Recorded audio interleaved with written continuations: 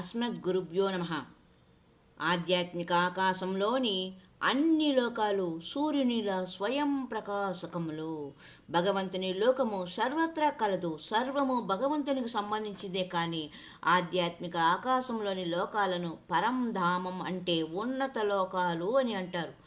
అక్కడ సూర్యకాంతి, చంద్రకాంతి, విద్యుత్తు వంటి వాటి అవసరం లేదు. అలాంటి లోకము ఈ భౌతిక జగత్తులో కనపడదు. ఒక రోదసీన యొక్క సహాయంతో ఎంత దూరం ప్రయాణించినను సూర్యరశ్మి లేని ప్రదేశాన్ని మనము చూడలేము. సూర్యకాంతి విశాలమైనది, అది లోకమంతటా ఉండును. కాబట్టి ఎక్కడ సూర్యకాంతి, చంద్రకాంతి, విద్యుత్తు లేదో ఆ లోకం మన భౌతిక లోకానికి అతీతమైనది. ఆధ్యాత్మిక ప్రకృతి ఈ భౌతిక ప్రకృతికి అతీతమైనది. ఈ భౌతిక ప్రకృతి గురించి మనకేం తెలియదు, అలాంటిది దీనికి అతీతమైన ఆధ్యాత్మిక లోకం గురించి ఎలా తెలుసుకోగలము? అది అక్కడ నివసించు శ్రీకృష్ణుని ద్వారా మాత్రమే తెలుసుకోవాలి. లేనిచో మనకు అజ్ఞానంలో ఉండవలసి వచ్చును. భగవద్గీత ఆధ్యాత్మిక జగత్తుకు సంబంధించిన సమాచారాన్ని అందిస్తుంది. మనం సమీపించలేని దానికి సంబంధించిన సమాచారాన్ని ఎలా తెలుసుకోగలము? మన ఇంద్రియాలు దోషాలతో కూడుకున్నదైతే ఇక జ్ఞానాన్ని ఎలా పొందగలము? కేవలం దానిని గురించి విని అంగీకరించాలి. తల్లి మాటను విశ్వసించకపోతే ఇక మన తండ్రి ఎవరో ఎలా తెలుసుకోగలము? ఇతడు నీ తండ్రి అని తల్లి చెబుతుంది. అట్లు తెలుసుకొని మనం దానిని అంగీకరిస్తాము. మన తండ్రిని కనుగొన్నట్టుకు మనం అక్కడ ఇక్కడ విచారించలేం, ప్రయోగాలను చేసేందుకు ప్రయత్నించలేం. ఈ జ్ఞానం మన ప్రయోగాలకు అతీతమైనది. అలాగే మనం భగవంతుని యొక్క ధామం, ఆధ్యాత్మిక లోకం గురించి తెలుసుకున్నట్టుకు ప్రామాణిక ఆధారాల నుండి, అంటే తల్లి అయిన వేదాల నుండి మాత్రమే తెలుసుకోవాలి. వేదాలను వేదమాతగా పిలుస్తారు. ఎందుకంటే వీటిలో తెలుపబడిన జ్ఞానం మన తల్లి నుండి పొందిన జ్ఞానం వలె ప్రామాణికమైంది. జ్ఞానాన్ని పొందుటకు విశ్వాసం ఉండాలి.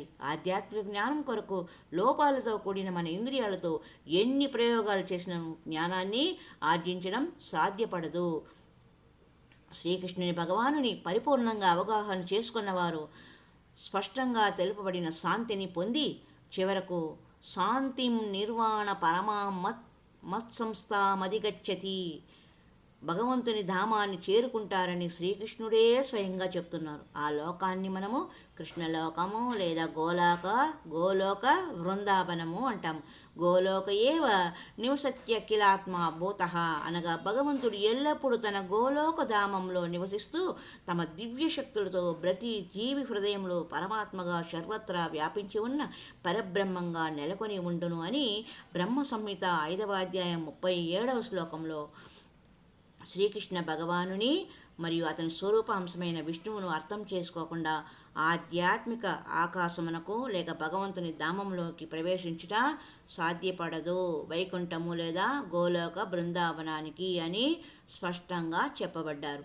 బ్రహ్మ సంహిత ప్రకారం ప్రామాణికమైన వేదమాత నుండి తెలుసుకోవాలి.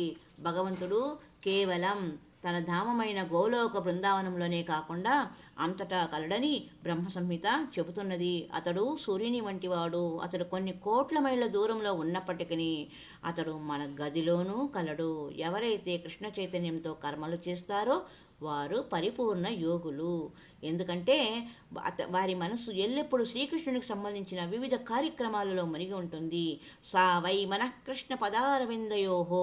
వేదాలు ఇంకను ఇలా చెబుతున్నవి, తమేవా విదిత్వాతి మృత్యుమేతి. ఒకరు కేవలం దేవాది దేవుని శ్రీకృష్ణుని అవగాహన చేసుకున్నట్టు ద్వారానే ఈ జన్మ మృత్యు జరా వ్యాధి నుండి తప్పించుకోవచ్చు. కనుక పరిపూర్ణ యోగము అంటే భౌతిక బంధాల నుండి విముక్తి. అంతేకాని ఇంద్రజాలము లేదా ఆసనాలు, వ్యాయామాల ద్వారా అమాయక ప్రజలను మోసం చేసేయడం కాదు. వారిని మోసం చేసుకోకూడదు, అవతల వారిని మోసము చేయకూడదు అనేదే యోగకు సమతుల్యత. యోగ సిద్ధి పదంలో సమతుల్యాన్ని సాధించే సాధనా మార్గాలివి. హరి ఓం తత్సత్. హరే రామ రామ రామ హరే హరే, హరే కృష్ణ కృష్ణ కృష్ణ హరే హరే.